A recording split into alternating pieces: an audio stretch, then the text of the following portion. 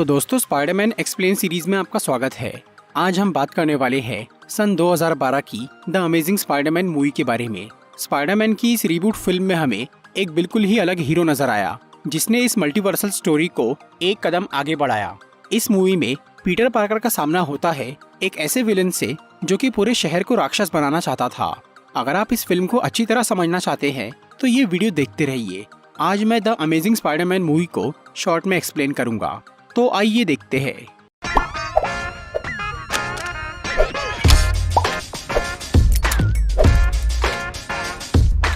ये कहानी है एक दूसरे यूनिवर्स के पीटर पार्कर की, जिसके पिता रिचर्ड पार्कर ऑस्कॉर्प इंडस्ट्रीज के एक साइंटिस्ट थे। रिचर्ड पार्कर और उनके साथी कर्ट कॉनर्स, ये दोनों साइंटिस्ट मिलकर क्रॉस जेनेटिक्स यानी दो अलग अलग प्रजाति के डीएनए को जोड़ने की रिसर्च कर रहे थे, ताकि उससे वो बीमारियों का इलाज कर सके। कर्ट कॉनर्स एक अपंग आदमी थे। उनका दाहिना हाथ किसी दुर्घटना में कट गया था, इसीलिए वो अपनी रिसर्च के जरिए अपना हाथ ठीक करना चाहते थे। और उनका ये मानना था कि इस दुनिया में कोई भी इंसान अपाहिज नहीं होना चाहिए, इसीलिए वो अपनी खोज के जरिए पूरी इंसानियत की कमी दूर करना चाहते थे। रिचर्ड पार्कर और कर्ट कॉनर्स ने कई साल तक ऑस्कॉर्प में काम किया। इसी दौरान रिचर्ड पार्कर ने जेनेटिक इंजीनियरिंग के जरिए कुछ ऐसी मकड़ियाँ बनाई थी जो कि बहुत ही शक्तिशाली थी और वो बहुत मजबूत जाल बनाती थी, जिन्हें बायोकेबल कहा जाता है। इसके बाद उनकी डीएनए मिलाने की रिसर्च पूरी ही होने वाली थी कि तभी रिचर्ड पार्कर को ये पता चला कि ऑस्कॉर्प इंडस्ट्रीज वाले उनकी रिसर्च का गलत इस्तेमाल करने वाले हैं। इसीलिए उन्होंने अपनी खोज पूरी होने के बावजूद भी उसे ऑस्कॉर्प इंडस्ट्रीज और कर्ट कॉनर से छुपा दिया और उन्होंने उस शहर से भागने की तैयारी शुरू कर दी। लेकिन तभी अचानक एक दिन उनके घर पे हमला होता है और उनकी रिसर्च को चुराने की कोशिश की जाती है। ये देखकर रिचर्ड पार्कर समझ जाते हैं कि अब उनकी जान खतरे में है। इसीलिए वो अपने बेटे पीटर को अपने बड़े भाई बेन पार्कर के पास छोड़ देते हैं, ताकि वो वहाँ सुरक्षित रहे, और वो अपनी बीवी के साथ वहाँ से भाग जाते हैं। लेकिन इसके बाद वो कभी नहीं लौटते और पीटर अपने अंकल और आंटी के पास ही रह जाता है। और इस तरह से कई साल बीत जाते हैं। पीटर अब हाई स्कूल में पहुँच गया था। वो पढ़ाई में बहुत तेज था, मगर बाकी चीजों में काफी कमजोर। इसीलिए वो हमेशा अकेला रहता था और वो आज भी अपने माँ बाप को याद करता था कि वो कहाँ गए और उनके साथ क्या हुआ। एक दिन पीटर को अपने अंकल आंटी के घर पे अपने पिता का एक बैग मिल जाता है, जिसमें उनके कुछ इम्पोर्टेंट डॉक्यूमेंट्स थे। उस बैग में उसे रिचर्ड पार्कर और कर्ट कॉनर्स की एक फोटो भी मिलती है। पीटर जब उस फोटो के बारे में अपने अंकल से पूछता है तो अंकल बेन उसे बताते हैं कि वो कर्ट कॉनर्स है, जो कि उसके पिता के साथी और अच्छे दोस्त थे। इसलिए पीटर इंटरनेट पर कर्ट कॉनर्स के बारे में पढ़ना शुरू करता है, जिससे उसे ये पता चलता है कि डॉक्टर कॉनर्स ऑस्कॉर्प कंपनी में काम करते हैं। इसीलिए वो उनसे मिलने ऑस्कॉर्प में जाता है, ताकि वो उनसे अपने पिता के बारे में जान सके। लेकिन वहाँ पर वो डॉक्टर कॉनर्स से बात नहीं कर पाता। इसीलिए पीटर वहाँ छानबीन करना शुरू करता है और इसी के चलते वो उस लैब में पहुँच जाता है जहाँ उसके पिता की बनाई हुई स्पाइडर्स बायोकेबल जनरेट कर रही थी। वहाँ जब पीटर उस मशीन को हाथ लगाता है तो उसमें थोड़ी गड़बड़ हो जाती है, जिसकी वजह से वो मकड़ियाँ पीटर के ऊपर गिर जाती है और उसमें से एक मकड़ी उसे काट लेती है। फिर पीटर वहाँ से निकल जाता है और वो एक ट्रेन से अपने घर लौटने लगता है।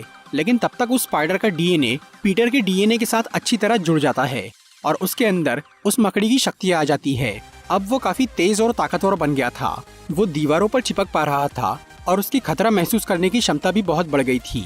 पीटर को ये पता चल गया था कि वो उस जेनेटिकली मॉडिफाइड स्पाइडर की वजह से ऐसा बना है। लेकिन वो फिलहाल अपनी शक्तियों पर ज्यादा ध्यान नहीं देता और वो अपने पिता के डॉक्यूमेंट्स की स्टडी करके कर्ट कॉनर से मिलने उनके घर चला जाता है। वहाँ डॉक्टर कॉनर्स पीटर को बोलते हैं कि उन्हें नहीं पता कि उसके माँ बाप के साथ क्या हुआ। फिर वो उसे बताते हैं कि वो अपनी खोज से लाखों लोगों का इलाज करने वाले थे, लेकिन उससे पहले ही उसके पिता अपनी रिसर्च के साथ कहीं गायब हो गए। ये सुनकर पीटर को लगता है कि डॉक्टर कॉनर्स बहुत अच्छे इंसान हैं और उसके पिता ने उनके साथ गलत किया। इसीलिए वो अपने पिता के बैग में से मिला हुआ वो सीक्रेट फॉर्मूला डॉक्टर कॉनर्स को दे देता है। ये वही फॉर्मूला था जिसकी वो कई साल से खोज कर रहे थे। इसे पाकर डॉक्टर कॉनर्स बहुत खुश हो जाते हैं और वो पीटर के साथ मिलकर ऑस्कॉर्प में अपने काम को आगे बढ़ाते हैं और वो उस फॉर्मूला के जरिए दो अलग अलग प्रजाति के डीएनए को मिलाने में कामयाब हो जाते हैं। फिर कई अलग अलग एनिमल्स के डीएनए को टेस्ट करने के बाद उन्हें ये पता चलता है कि सिर्फ लिजर्ड यानी छिपकली का डीएनए ही किसी भी प्राणी के शरीर को ठीक कर सकता है और उसके अंगों को दोबारा उगा सकता है। फिर जब वो लिजर्ड के डीएनए से बने हुए सीरम को एक अपंग चूहे में डालते हैं तो कुछ टाइम बाद उस चूहे का पैर ठीक हो जाता है। पीटर इससे बहुत खुश था कि उसने डॉक्टर कॉनर्स का काम पूरा कर दिया। लेकिन दूसरी तरफ उसके अंकल आंटी उससे बहुत नाराज थे क्योंकि वो अपने घर के काम छोड़कर दूसरे काम कर रहा था। इसीलिए उसके अंकल उसे बहुत डांटते हैं और वो उसे उसकी जिम्मेदारियों के बारे में समझाते हैं। लेकिन पीटर इससे गुस्सा हो जाता है और वो घर से निकल जाता है।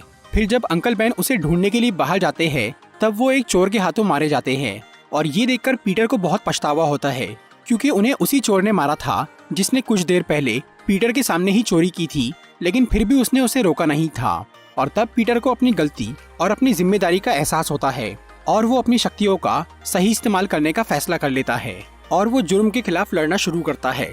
पहले तो वो सिर्फ उसी आदमी को पकड़ना चाह रहा था जिसने अंकल बेन को मारा था, लेकिन बाद में वो हर तरह के मुजरिम को पकड़ने लगता है। पीटर के पास मकड़ी की जैसी शक्तियाँ थी, पर वो मकड़ी की तरह जाल नहीं निकाल सकता था और अपनी इस कमी को दूर करने के लिए वो मैकेनिकल वेब शूटर्स बनाता है जिसमें वो ऑस्कॉर्प कंपनी के बायो केबल का इस्तेमाल करता है। इससे उसके पास जाल निकालने की शक्ति भी आ जाती है।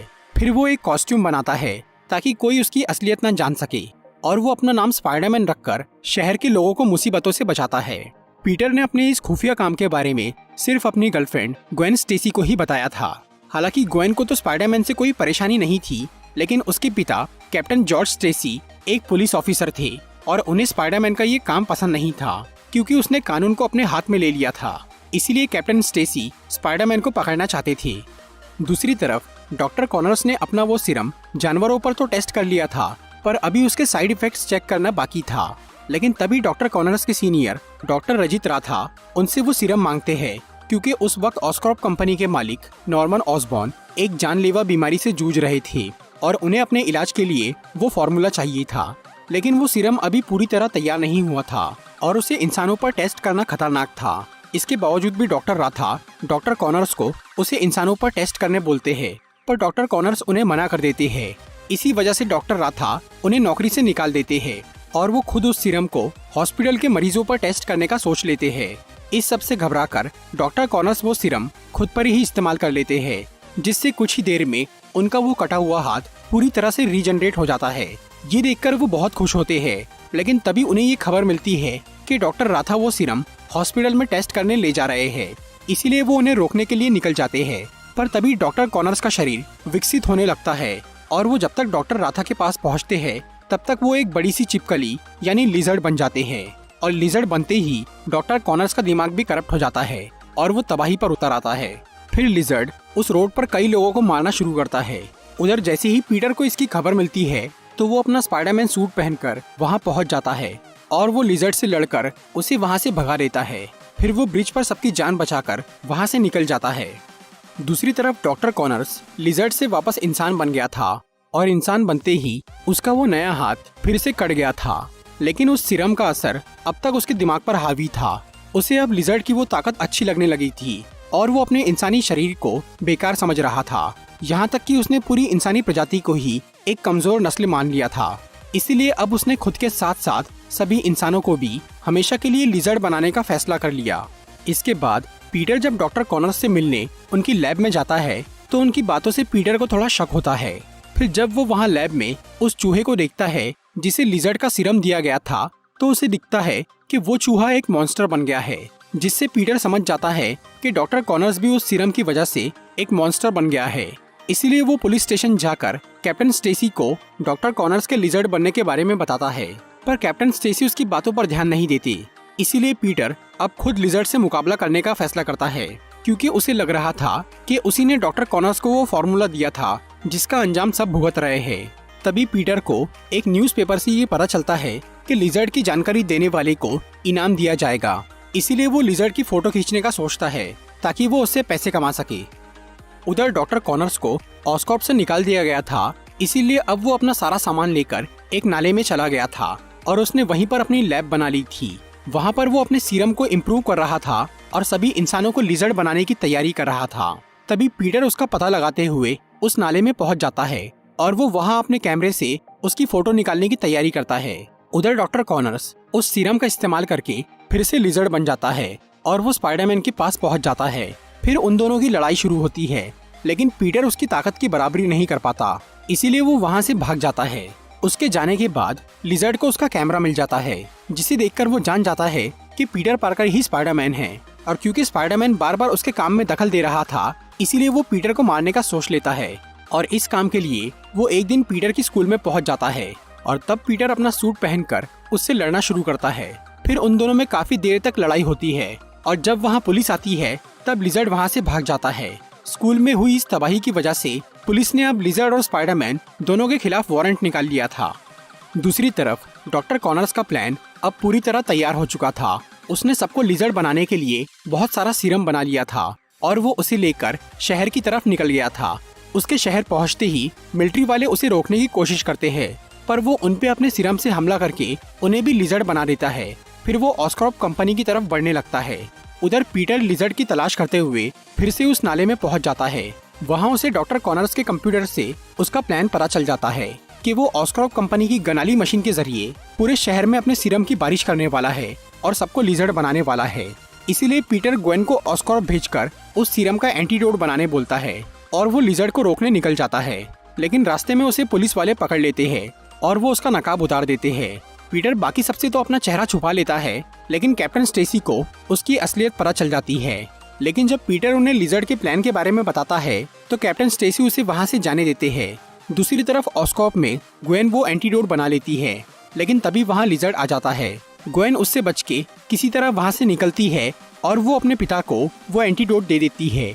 उधर लिजर्ड ने गनाली मशीन को ऑस्कॉर्प की छत पर लगा दिया था और वो उसमें अपना सीरम डाल के उसे चालू करने ही वाला था कि तभी स्पाइडरमैन वहाँ आ जाता है और वो उसे लड़ना शुरू करता है, लेकिन लिजर्ड उसे पकड़ लेता है और वो उसे मारने ही वाला होता है कि तभी कैप्टन स्टेसी वहाँ आकर पीटर को बचा लेते हैं। फिर वो उसे एंटीडोट देते हैं और वो लिजर्ड को रोक के रखते हैं, लेकिन लिजर्ड उन पे हमला करके उन्हें बुरी तरह घायल कर देता है। फिर पीटर गनाली मशीन में वो एंटीडोट डालकर उसे चालू कर देता है, जिससे पूरे शहर पर उस एंटीडोट की बारिश होने लगती है। इससे डॉक्टर कॉनर्स फिर से इंसान बन जाता है और उसका दिमाग भी ठीक हो जाता है। इसके अलावा जो मिलिट्री वाले उस सीरम से लिजर्ड बन गए थे वो भी एंटीडोट से ठीक हो जाते हैं। फिर पीटर कैप्टन स्टेसी से मिलता है, जो कि अपनी आखिरी सांसें गिन रहे थे।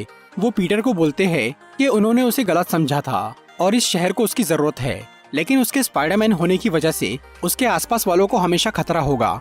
इसीलिए वो उसे ग्वेन से दूर रहने के लिए बोलते हैं और फिर वो मर जाते हैं। इस सब के बाद डॉक्टर कॉनर्स को अरेस्ट कर लिया जाता है और पीटर कुछ दिन तक तो ग्वेन से दूर रहता है, पर इससे वो दोनों ही खुश नहीं थे। इसीलिए वो फिर से ग्वेन से मिलना शुरू कर देता है और इसके साथ ही वो स्पाइडरमैन बनकर शहर की हिफाजत भी करता है।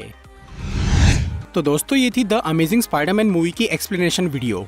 अगर आपको ये वीडियो अच्छी लगी हो तो इसे लाइक और शेयर जरूर करिए और ऐसी इंटरेस्टिंग वीडियोस देखने के लिए सब्सक्राइब कीजिए हमारा चैनल और इस बेल को दबाइए ताकि आपको हमारी वीडियोस सही टाइम पर मिल सके। I'm walking alone, the streets are empty. The only thing I can see is my own silhouette. I'm getting stronger, step by step. The clock is ticking, but there's no time for me.